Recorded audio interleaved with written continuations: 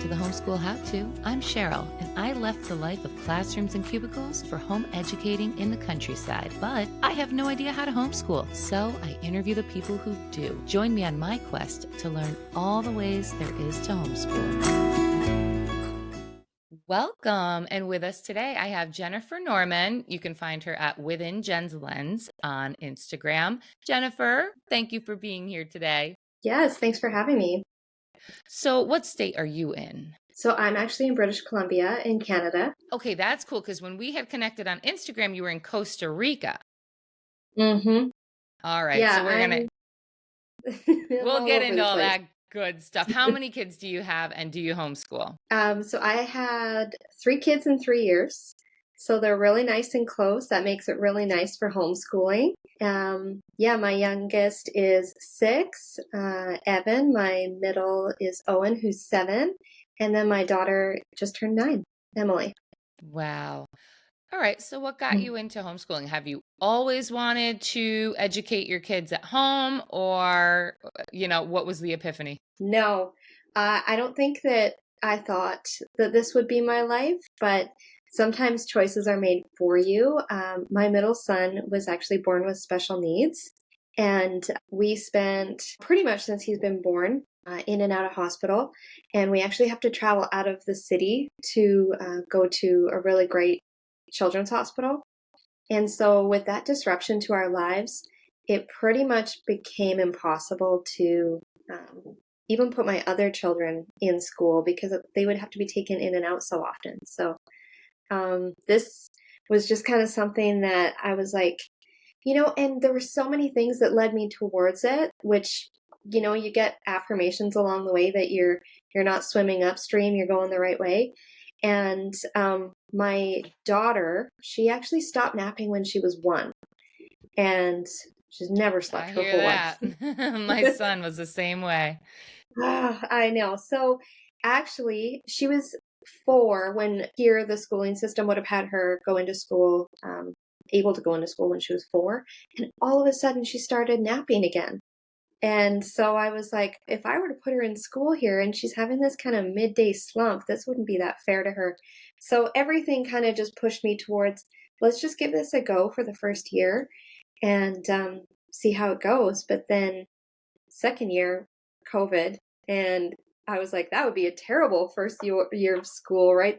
Sitting in a box, like a masking tape box all day and can't socialize. And at that age, that's kind of the primary focus of schooling. And so I was like, okay, no, we're not starting here. And obviously, that dragged on for years. And now here I am going into my 6th year. Wow. And okay, so did you start with like curriculums? You had your hands full if you had a child that was in and out of the hospital. Did Yeah. you feel like this pressure of we need to do these curriculums at this age, kindergarten, first grade, yada yada? I can imagine. I'm just willing to guess that over the years you were like, wait, no, they spend 6 to 8 hours a day in school, and we do not need to replicate that at home, which I think a lot of us really try to do that first year and then realize this is crazy. We don't take them out to do the same things at home. So how did that kind of transpire and how did that work out in your house? Well, because this decision was made for me and something that I kind of had to dive into, it wasn't something I'd always aspired to. I started doing some research and things weren't sitting right with me, like trying to sit down with my 4-year-old or 5-year-old, trying to do block timing of different, subjects of learning and then have my toddlers running around and be disruptive. I was like, no, no, none of this feels right. And so we actually went many years. I'd have to think back, but it was probably not until about grade 2 that we even started introducing any form of curriculum. Everything was life-based learning, play, and yeah, just as I had mentioned, we travel the world, so they were getting like a world education, and so curriculum wasn't something that we started with at all. So what got you into the world? Basically, it's called world schooling, correct? Mhm. Yeah, And it's a term. Yeah, and I had never, I mean, when I first started talking to homeschooling families, someone mentioned unschooling to me, and I was like, Lord, that just seems complicated. But then someone introduced game schooling, and then someone else introduced world schooling, and I was like, holy moly, it's really cool that there's so many options. But even I don't even know Mhm. what is world schooling, and does it have one definition? Does it look different for everybody? Absolutely, and everyone calls it something else, right? Like you've said a few. Some people call it unschooling, schooling, wild schooling, Rome schooling. There's so many terms, and I think people just try and give a name to the lifestyle that they're living because there are many people who are in that conventional lifestyle who, when they hear about your life, they have questions, right? And they Mhm. just start grilling you, like, what do you mean? What are you doing? And what about this? And what about that? And then if you have a name to give them, they kind of can calm down a little bit, right? So true. So what does it look Yeah. like for you guys?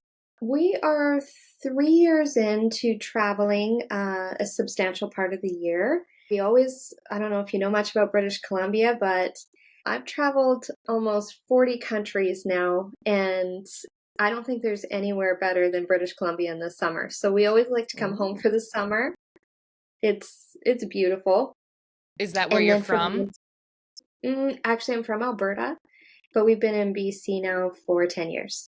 Wow. So for the Okay. kids' whole life. And then we set off for the winter, and we've been gone anywhere for, you know, 3 to 6 months at a time. What are some of the places that you've traveled? We have actually we lived a little while in the Amazon jungle in Peru. So We cool. it was it was wild. We were living on a floating platform in the middle of the jungle, on the river. So that's where my kids learned to swim. That's that one was pretty wild. Um, After Peru, we have spent time in Costa Rica, Nicaragua. We had flown up to Miami after Peru, and we caught a ship and we sailed across the Atlantic over to Spain, and then we traveled all Europe, Colombia, Jamaica. We've kind of been all over with them and had some pretty neat experiences. Okay. Rewind to Peru. How do Mhm. you get this on the books? Like, okay, everyone's thinking right now, how can they afford this? So I don't mean to Sure. pry, but you know what I mean? No, that's okay. Homeschool families, they are creative and they figure out ways to make this things like this work. How did you guys Yeah. make this work? I think I am usually quiet about that piece, and that's the only reason why is because I think so few people would be willing to um We won the do it like lottery. no, I wish. I don't think people would be willing to do it like we do it because it's really not glamorous. Mhm. Um, we will take the flight that is the red eye if it's most inexpensive. We will let the price of the flight dictate where we're going. Our last trip, we just got back about a month ago, and we spent that whole time, all five of us, in a one-bedroom condo. So we definitely don't travel the world on these extensive durations in a glamorous way. I think people kind of think, enjoy your vacation, is what they always say before we leave. I'm like, we are not having like room service and robes and resorts while we're away. We are, um, trying to get into the culture, and we are trying to do it for cost effective way as possible, while getting to not forego the experiences of that place, but we do not typically do anything that is touristy. Like, yes, we went to Peru, but we didn't go to Machu Picchu, or, we're not doing the hot spots where those tourist traps are so expensive. Mhm. So, You're looking at flights for the next place to go. Peru comes up, and then is there like an app or something that's like, here's a floating piece of wood if you'd like to stay on that? I mean, how does that happen? man, oh, yeah, this is kind of where I think some people think that we're a little out there. I have a reel on my Instagram that shows how I find really cheap flights. And there was really cheap flights to Peru. We actually got our flights for $200. And there was a lot going on in Peru at the time. And so this was 2 years ago now. So it was very unsafe to be there, hence why the flights were so cheap. But we passed right on through Lima and continued on into the jungle for that reason. As long as you're staying out of the city and out of any kind of political unrest that's going on there, that's why we decided to head into the jungle. And we started looking. There were things like river cruises, and that's all great. They're beautiful, but that's like $10,000 a week. That's not what we were doing. So kept searching, and stumbled upon this place. And it looked beautiful and serene, but many unanswered questions. And the only way to reach out to the person who ran it was via WhatsApp, and they only speak Spanish. And I speak a bit of Spanish. So I started corresponding with him, and I said, okay, you know what, guys, let's just go and commit to 2 or 3 days. And if we like it, then we'll see where it takes us. And we ended up staying for a really long time. A month later, we were still there, and we started working with this family and helped them build their business. We built them a website. We translated it all to English for them, and they in turn wanted us to stay. So it just became this really beautiful friendship and relationship. We call each other family now with this Peruvian jungle family, and they wanted us to stay, and we wanted to stay, and we just kind of felt like we were each giving to each other in a really beautiful way. So to date, that is still my kids' favorite experience. Oh, that is so cool. And so what were the type of things that you saw there? Like on it, like you say jungle. So, we think of like, I don't know, monkeys swinging from trees. Is that reality? The reality is when you're living out in the jungle like that, you actually don't see a lot of wildlife because there's no animal that is off the menu. Yeah. So sloth, monkey, tortoise. It's kind of a really funny story, actually. So it's quite a ways into any kind of civilization other than some tribes. My husband actually started playing on a soccer team, and they would take boats up and play local tribes. And so headed into town one day, and I saw this tortoise on his back, and he was for sale for soup. That's what they make with the tortoise there. And I needed to go into the bank, and I couldn't stop thinking about this. And I was like, we got to go back. And I bartered for him, and our taxi driver's name was Jordan. And so he took us all around, and I couldn't remember where it was. So he was so dedicated to the cause that we named the tortoise after him. So we took Jordan home to our floating platform, and this thing kept walking right off the edge into the water. So we all had to take shifts babysitting him until we could actually get a boat that would take us upriver far enough away from any other villages so that we set him free into the jungle in hopes that, it's pretty funny. So I just had a post yesterday that I put because I've been thinking about this a lot, and thinking of the three main things that people need to survive. It is basically safety, procreation, and food. And when you go Sure. outside in nature, you're looking at every insect, every animal, like that is their daily tasks that they're always looking to procreate. I found some, bees that were busy getting it on in my Hmm. garden. It's springtime. And then, the bees in the hives and just learning all about that. And it just came to me Yeah, that like they've taken all of these elements away from the human experience in most places. Obviously, not the it's true. Peruvian jungle. But, I got thinking that with taking away our food sources, one, just making us disconnected to the food in general, two, making the Hmm. food so that it's filled with chemicals, but three, really have knowing no connection and no appreciation and no pride in what I have accomplished today. I have fed my family. We think about that as going to work in the suit and tie, sitting around Hmm. doing kind of a lot of times meaningless stuff, pushing numbers, funding, yada yada, but that's feeding your family, but it's really not at the core, and we were Hmm. watching this show Alone, where they like drop people out in the middle of Love that nowhere, show. no man's land.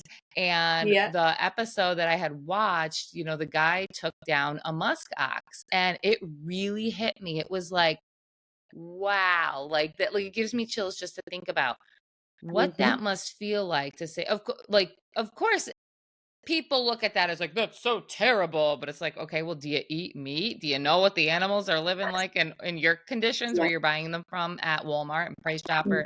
I don't know if you've got people at Price Chopper out there, but the grocery store, that's inhumane when Yeah. you have the expertise, the ability to take down your animal and use every piece of that animal and thank Hmm. that animal for the life it gave.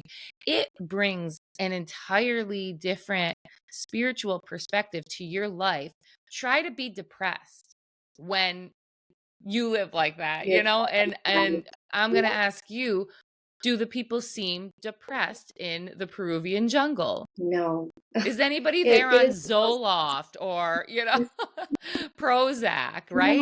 No, very, very spiritual community.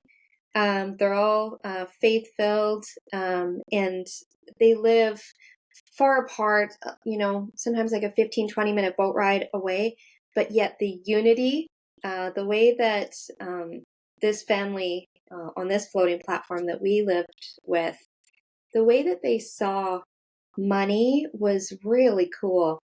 They didn't have a lot, hence why we wanted to help them kind of improve their business so that they could increase their revenue. But everything that they had that they didn't need, they would give.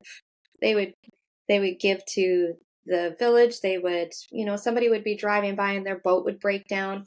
They would, take their boat out, bring them in, call a mechanic, pay for the fix, get them back on their way, and never ask for a thing. And I always just said, "Wow, you guys are so giving."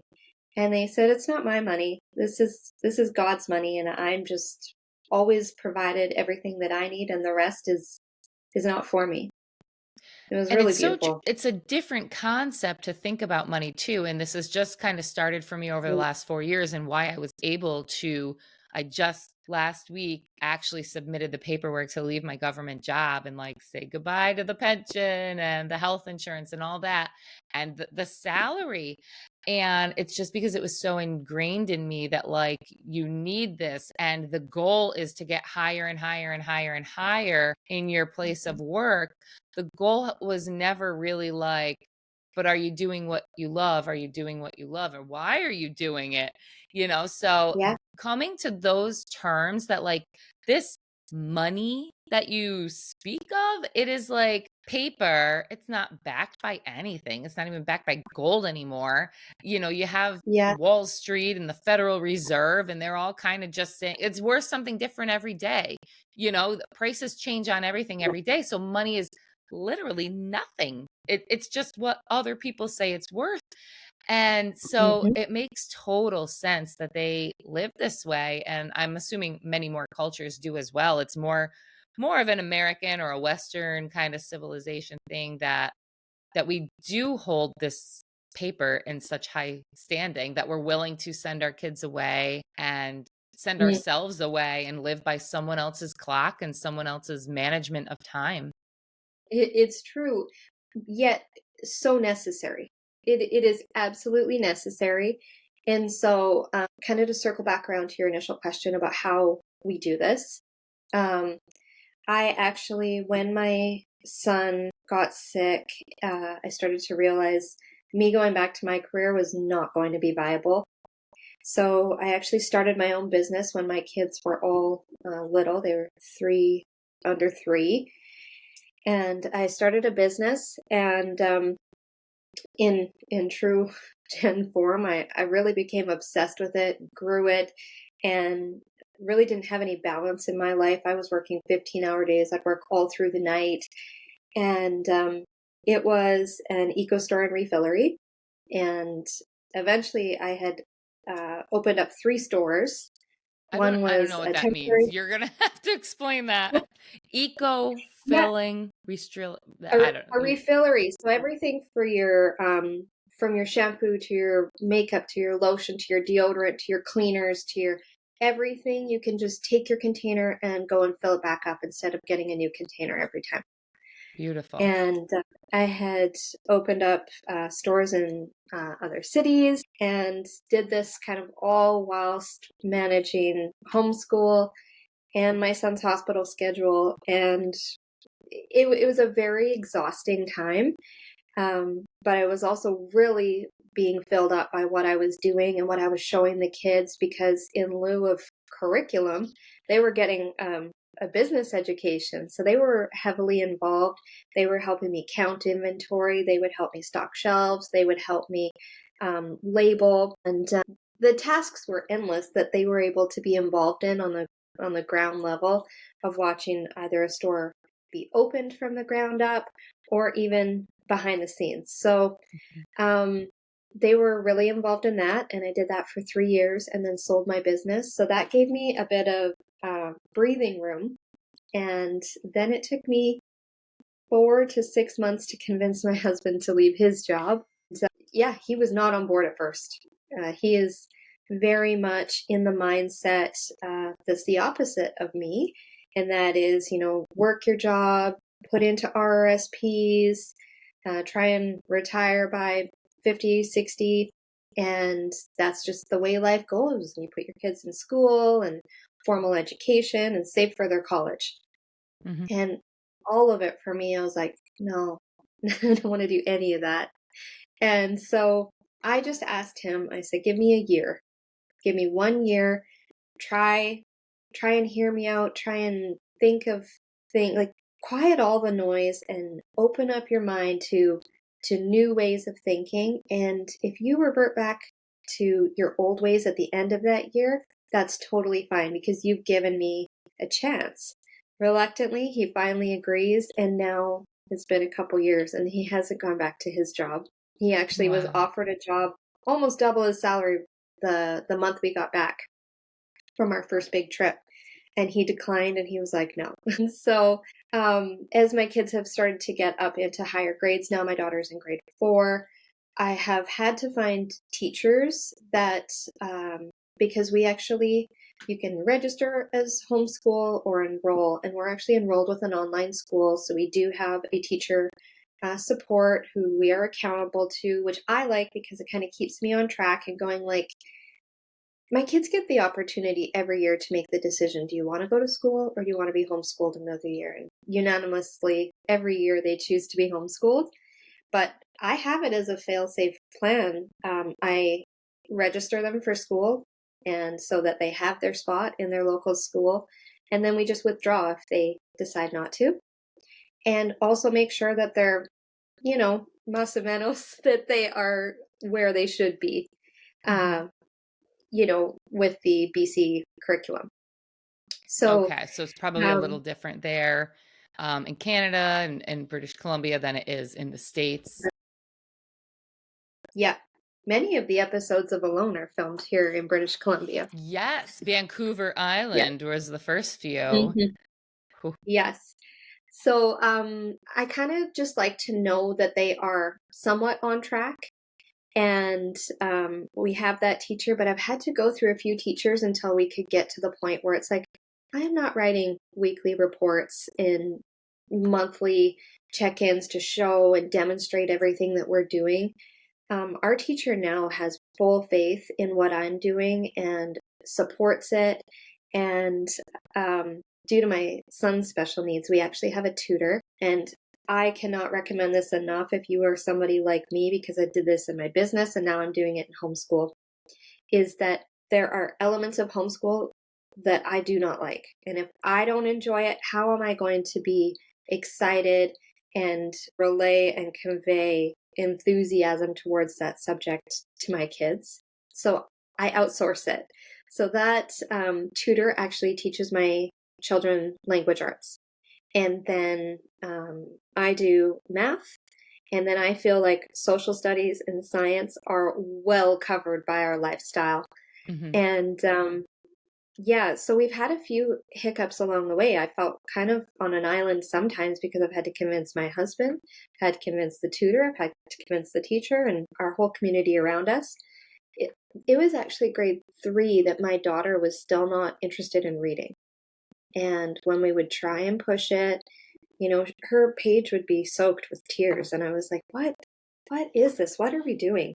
And she is so highly emotionally intelligent. She is she's a pretty wild girl. If you met her, you'd think she's going on 30. She's very smart, but she just had no interest in it. So I said, let's just forget about it. And then kind of snuck it in all the time while we were out and about. And her love for it grew. And Mhm. then now she's in grade 4. And this spring, she um, asked if we could go on a mommy and her date. And I said, why don't we do a reading challenge to do it? And I said, you pick the amount of books and the time frame, and whatever you set, once you get to the end, we'll go on our date. And she chose 100 books. She crushed 100 novels in 30 days. Novels?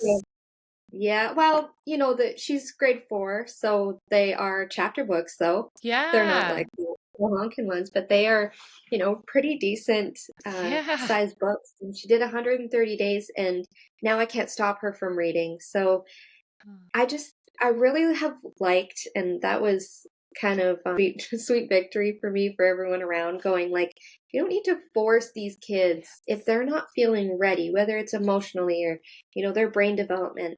It's like, well, you should be doing this by this age. I don't really subscribe to that. I feel like we all have our gifts, and we should foster those and pour into those, and where we are lacking, we can slowly bring it up, but we all don't need to be proficient in everything, Mhm. because, we are a family of faith and God, and I believe God has given us all our own unique gifts. And if our goal as a society is for all of our skills to all just be good in all areas, how will we ever flourish in the ways that we were gifted? So my daughter is very artistic, and I really like to foster that in her. And my son, I don't know if you watched the reel I had posted recently. He is so gifted mathematically. We call him the accountant, because my kids have actually just started their own business. So Awesome. yeah, they started a gemstone bracelet business, and it's been 2 weeks now, and they are just crushing it. They've done $3,000 in 2 weeks already. How do I get Yeah. on this? Jeez. Like, are they selling them online? Yep. Yeah, they've That's done so cool. markets, they're selling online. And so they're having to learn about, they created a business plan. We've done sourcing. And this, I think, is the best education because it's everything Yes. into one. We were down at the farmers market, we're interacting with farmers and other makers, and they're learning how each of those makers are making their unique products. And there's really cool stories down at a farmer's market about how some ideas are born. And then they are doing all the interacting with customers, so the customer service and community engagement.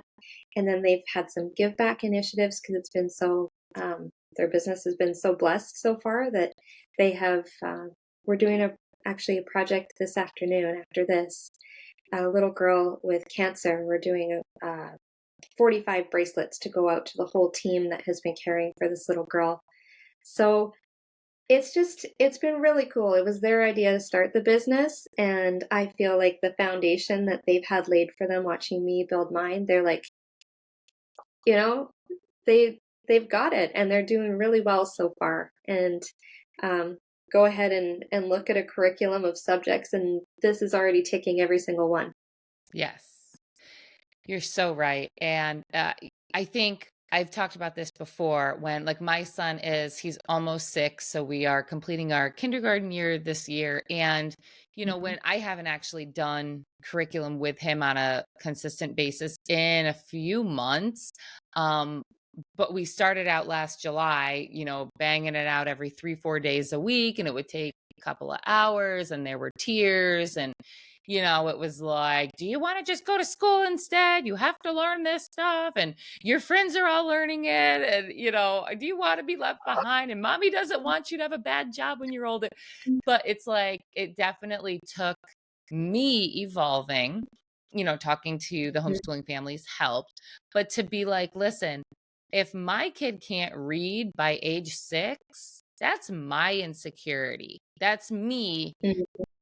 fearing that other people are going to judge me as a homeschooling parent. She must not be working with Mhm. him. He needs a professional. He needs a specialist.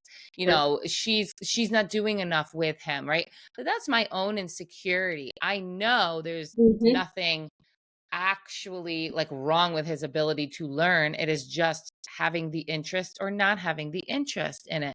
So that's why the Yeah. last couple of months the weather's gotten a little nicer. We are now in like a million sports and activities and all that stuff. And anytime that he has the opportunity for a play date or something where we're outside with other kids, I always choose that over curriculum. Good. I never Yeah. say, no, we can't make it. We have to do math because he's 5 right now. And it's like Right. getting out there to play. And even yesterday, we were, it just started getting really nice weather here in upstate New York. We were in my in law's pool, him and a friend. And I was just kind of like, who can tell me what's 5 plus 6? And, so they were having a little competition of who could shout it out, Exactly. things In like the that pool. are enough in the pool, in the In the pool. sun. Hmm. Yeah.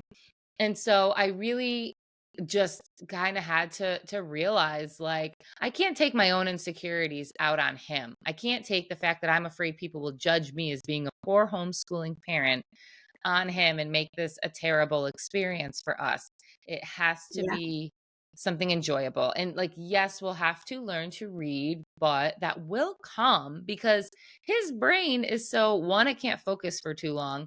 And two, and then he's asking things like, well, mom, why is WAS was? Why don't they just say WUZ? And I'm like, I don't know. That's a smart question. Do so it's like you're trying to teach a 5-year-old these crazy concepts of like, Yeah. here's A, A makes the sound ah, and S makes the sound s. But when you put was together, A doesn't make that sound anymore, and S doesn't make that sound anymore. And of course, a Yeah. 5-year-old is not at the level of comprehension for like that to make sense. So you're just Yeah. frustrating them, frustrating yourself. So yeah, we really do have to just take the fact that they're doing whatever they're doing in school, it's not working because IQ levels are low. Kids don't know how to communicate. They don't Yeah. know general things about life when they graduate from high Mhm. school generally. So take it easy. Why try Take and that breath. replicate it, right? And that's the other thing is we are going to learn to read and do math by default just by living. And I try and integrate learning into our lives in ways that they don't even know what's happening. So I'd hand my 4-year-old 15 fruit snacks and just say, hey, can you divide these up and make sure the three of you get an equal amount? And they're just sitting there dividing it up. And I'm like, okay, how many did each of you get? 5. Okay, great. Go play, right? And you just did like Mhm. a mini math lesson. And then you do the next thing. And then you do the next thing. And make sure that it's all enjoyable and playful. And, I really resonate with what you said. Like he's crying. And then probably later you're crying and everybody's crying. And Mhm. it's also that you can replicate something that you aren't subscribing to anyways. Mhm. And Absolutely. so, you know, my kindergartner is doing grade 3 math, and Emily is reading above her grade level now. But the difference is that I didn't force her to do it before she wanted to, and that doesn't mean that my kids are spoiled. My kids are hardworking and resilient because I think that's kind of the other misconception is that oh, so you just let kids do whatever they want. Absolutely not. Absolutely not. Like, um, you know, my kids have had to endure 25-hour travel days or living somewhere where the food is not anything that they're used to, and they lived somewhere for a long time where their language was not spoken, not one word. So these are not spoiled kids, diva kids. I get to do whatever I want. They have learned resilience in other ways that are, I guess, more unconventional. But yeah, they still get done what they need to get done, and I feel like their work ethic and their resiliency shines through in moments of real life. And um, it's really also kind of cool that they don't seem to have the fear that many people have. You know, when we're out and about, I've had so many people come up and go, "Wow, your kids are such fantastic swimmers. Like, what swim level are they in?" Like, my kids have never had a swim lesson ever, but when he was 4, he was learned to swim in the Amazon River, which has a tremendous current. And so, you know, and then people go, "You let your kids swim there? Like, aren't there piranhas? Yeah. Aren't there electric eels? Yeah. Aren't there caiman and anaconda? And yeah." But those are your fears, right?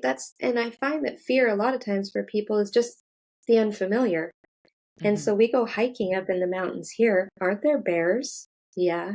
Aren't there cougars? Yeah. Aren't there rattlesnakes? Yeah.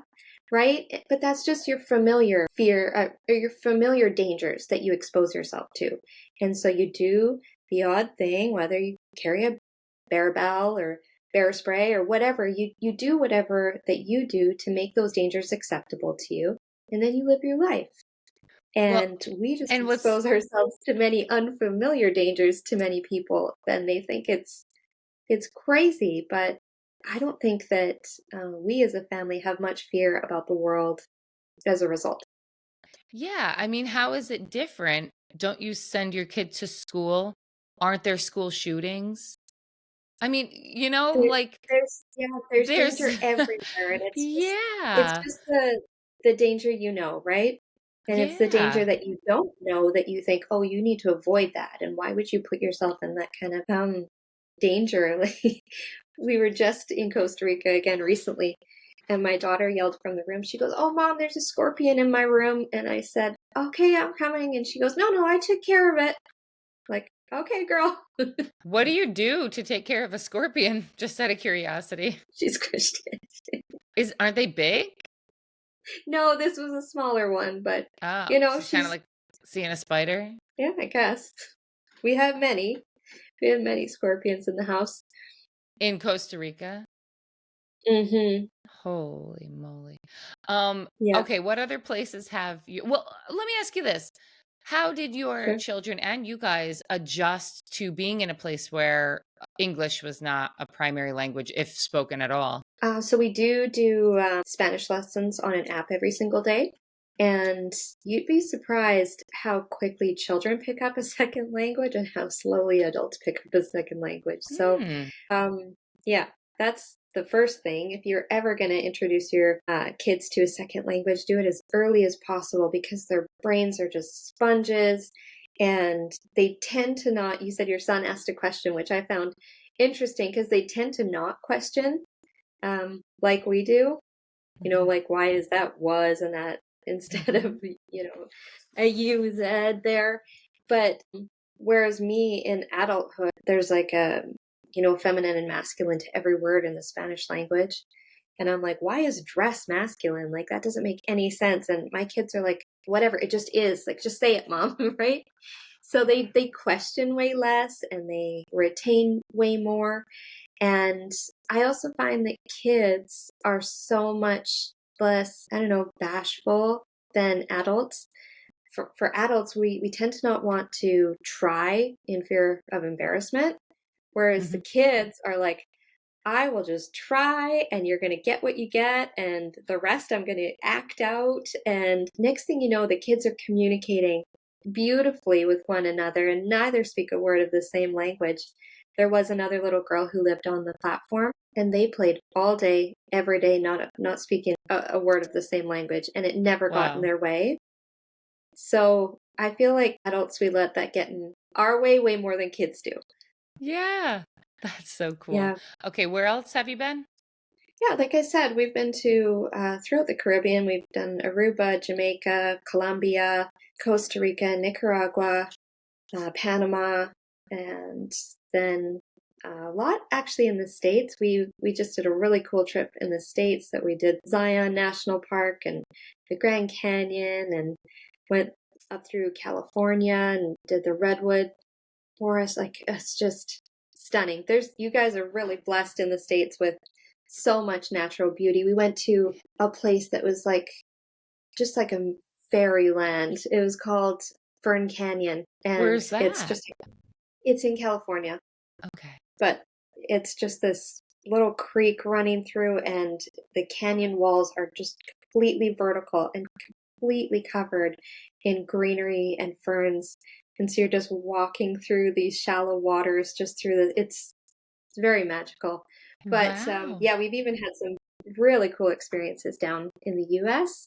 And then we did many places in Europe. We did Slovenia, Croatia, Italy, Spain. So And this is all they've in the gotten around. span of the last 4 years? Three. So, okay, Yeah. so take me through your process of, I know you did talk about like the flights are cheaper here, so we'll pick where we're gonna go. But like even Yeah. staying at a place, like are you staying in hostels or No, we'll usually always stay somewhere that sometimes, yeah, it may be a one bedroom, but it has a kitchen.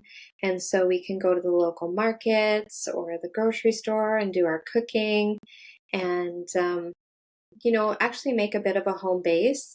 Mhm. But it's not in a tourist area. It'll be somewhere where we are, getting to know the community. And once that happens, that's when the magic starts to happen. Mhm.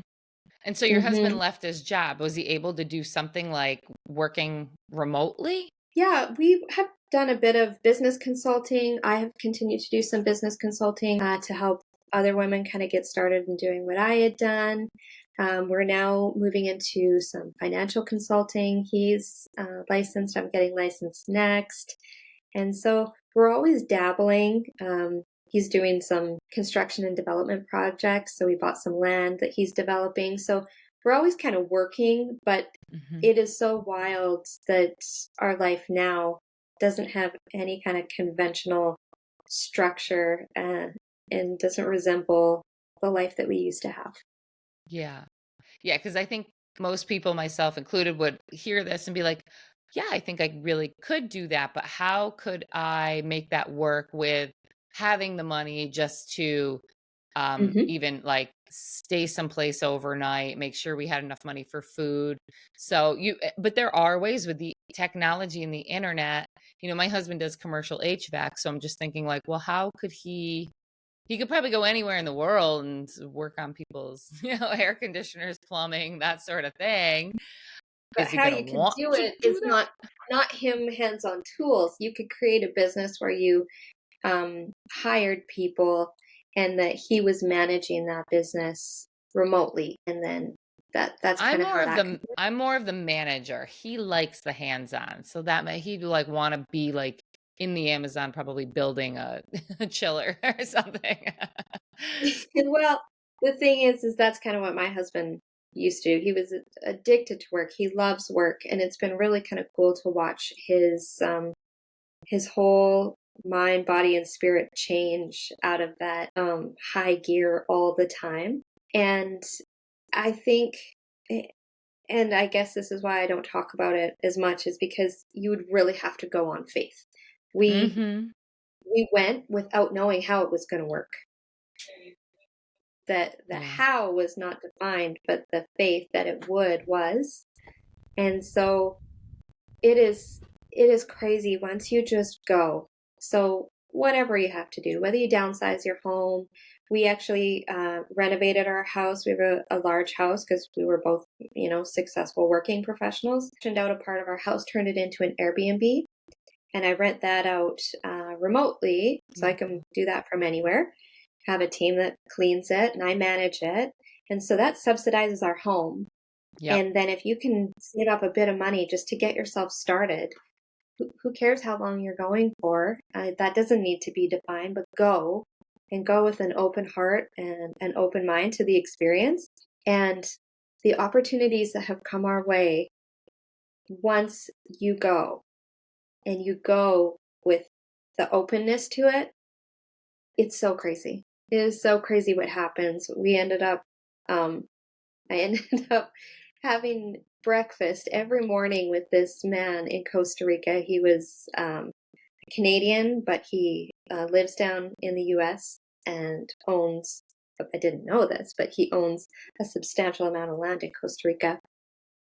And I was so drawn to him. And I was sitting there having breakfast with him every morning. And I made porridge one morning. He goes, "Can you make this for me every morning?" I said, "Yeah, sure." So we started having porridge together every day. And I told him about our big dreams, about our development project that I wanted to do. And he was like, "Oh, you got to take it bigger." And I said, "Well, we don't have money." And he goes, "You need to have friends with money." I said, "Well, we don't have friends with money." And he goes, "Yeah, you do. You just need to make them forage every day." And turns out he is a multi millionaire. He owns land all over the world. He owns businesses all over the world. He's connected with. So here's the funny thing. My husband listens to this podcast of this real estate tycoon all the time. And he was listening to it one morning.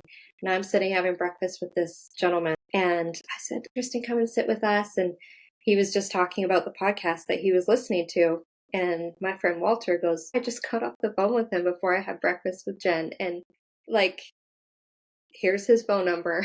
So it's just wild the things that can happen and will happen if you just kind of relax into an uncomfortable or, I guess, unknown experience. Yeah. That is one experience I can tell you of 50 that we've had over the years of going. He goes, "You seem so relaxed down here in Costa Rica. I was thinking of buying the hotel right there. I would love if you guys wanted to move down here and run it. You work to ownership and all this." And it's like, we said no thank you, but there's just an opportunity for you. Yeah. It's like, if you really like living here, here's an opportunity that was just put in front of us to live here. You're so right. How has your Yeah. worldview changed from, the old life that you lived to now exploring the world and really being immersed in it? I mean, we live in a world where every time you turn on the media, it's fear and this and then I don't COVID, I mean, all Mm. that jazz. I can't even imagine what that looked like around the world. How has that changed for you for how you look at the world? I would say media sensationalizes a lot of it, but there are definitely really obstacles for people that you're in New York, you said, Mhm. that in Canada and the US we don't face, and the things that people complain about here, I think they're complaining about the wrong things. We Yeah. should be complaining about all the ways that stress and busyness is keeping us sick, Yeah. and be grateful for all the ways that we don't have real things to complain about, like the political corruption that we experienced with friends that we made in Zimbabwe. We traveled all throughout Africa. We did about 9 countries along the eastern coast of Africa, and they would put their polling stations like 6 hours away from their home. So, just stuff like that where you go, we don't have that. And we don't have true fears. We just have, um, I think, I think fears that are real to us because we lack the perspective. Yeah. And Yeah. so I think maybe that's how my views have changed. And I also am kind of unique in this world. Many people go all in. They sell their home and they just travel the world full time. And we haven't done that. And so we kind of have this really unique dance that we have to do where we go, we're kind of world schoolers. We travel the world and we live this kind of wild and crazy life with such unique experiences. But then we have to come back home and reintegrate into our community again and try and go like, okay, who's not too busy for a play date, and who's not moved on with a new community, and try and kind of settle back into that, and not sign up for activities because we know we're leaving and you're going to miss half the season, or not sign up for to do service at church because I know I won't be able to fulfill, we kind of have to do this very unique dance of we kind of live at home and we've kind of been traveling and doing that for years. So I don't know too many people who do that, but you're constantly in a state of transition. Yeah. Yeah. Do you think that that will have, like, what do you think the effect on your children of that will be? I mean, overall, these experiences are going to give them more than you, most kids ever get in a lifetime, most adults ever get in a lifetime. So obviously that is great. Do you think, like, you know, do you see them doing this as they're older? I have no idea. And I really don't have much fear or criticism towards myself because I know that what I'm doing each and every day is with the best of intentions to give my kids a good experience. And so the long term effects, I can't tell you that because I don't think any of us can. I don't think you can about, the mother who's sending their kids to school every single day, or the mother who's sending their kids to a private school, or the mother who's homeschooling their kids or traveling with their kids. Do any of us know what effect that is going to have on Mm. our respective children with their personality types or, you know, the sector of the world that we live in? I don't think any of us know, but I know that they are really happy. They're really thriving. We do still have to do the exams, like the grade 4, grade 7, grade 9, grade 12 here. And they crush their exams. Like, they're working ahead. Like my kindergartner is working in grade 3 stuff. So I know that they're thriving academically. I know that they're thriving socially, and they have a really cool view of the world that is free from fear, which I think is the Mhm. greatest gift I can give them. So I don't know if what I'm doing is the best, but I really don't have fear or criticism of myself about it because I'm just going in with the best of intentions and trying to give them the best life. And with your son that has the special needs and spent a lot of time in the hospital, have you had to like make sure that there is adequate healthcare where you do go, or is he doing well now that you don't have to worry about that? No, yeah, that is one that definitely takes a lot of faith. That we did not have adequate or close medical care when we were in the middle of the Amazon jungle, that's for sure. And yeah, he had one of his most severe medical episodes on that platform, and it was very difficult. But whether we're here or whether we're there, it's we've also had 7 years to get used to it and get comfortable with what we're comfortable dealing with on our own versus what we need the medical system for. So I Hmm. think that comfortability with us feeling like we can take care of him has given us the freedom to go, okay, we can go a little further away. But he just had a surgery a year and a half ago now, or not even. And we did make sure, okay, are there centers? And there are centers all over the world. And you just get the right insurances and go, well, come what may, but this is not the only hospital in the world, the one that's near our home. And Right. so a lot of times the medical care is actually far superior. So, I was going to ask you that. Have you found that there are better healthcare like, I know I had on a woman who had cancer, and she said that the chemo pretty much almost killed her here. So she went to Germany where they mhm, did a fecal transplant. So took like the good feces yeah, from a healthy human and yeah, inserted them into her to fix her microbiome, because the chemo and radiation just killed everything in her. It destroyed was it. going to kill Yeah. her. And hmm she went to Germany for that, and it's illegal in the States. Yeah. Yeah, you'll find that a lot. We've spent a significant amount of time in Costa Rica. They have a fantastic medical system there, and I found a lot of people from the States headed down there for treatment. Patients with cancer, a lot of times they're seeking alternative treatments in Mexico. And we even found that Yes. a lot in Europe. Tijuana. Yeah. So, yeah, we found that a lot in Europe. People coming from, there was actually quite a few people from Russia who had come to Germany for medical treatment. So, I have two neighbors right next to my home here that have flown to Germany for treatment. So, yeah, I Wow. think there will be specialties all over the world, and sometimes you do need to travel for that. And so just knowing that everything right next to, the close radius of your home is not the be all end all. That's so true. That's such good advice. We are already like done with the hour. I feel like I could ask you a bajillion more questions. But as you were Yes. thinking about coming on this podcast, was there anything that you Mhm. wanted to make sure that like we touched base on, that you let the listeners know about? I think the only message that I ever like to give anybody is to let go of the fear and judgment and really follow your intuition. I don't think that learning ever needs to involve tears and force and stress.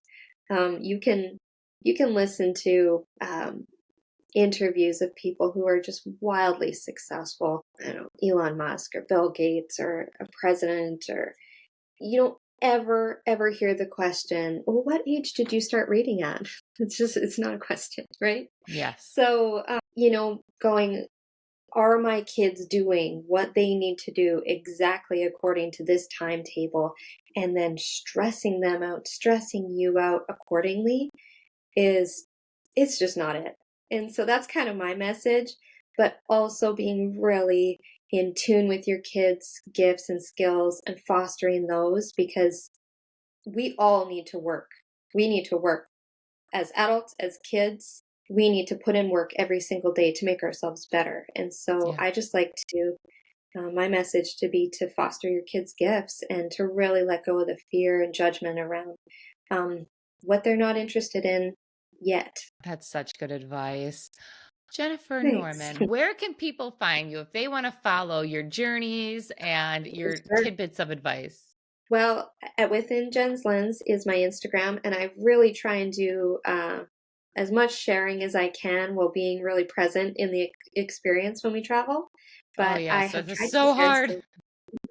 share some tidbits on there of many of our travels, so you're welcome to follow me there.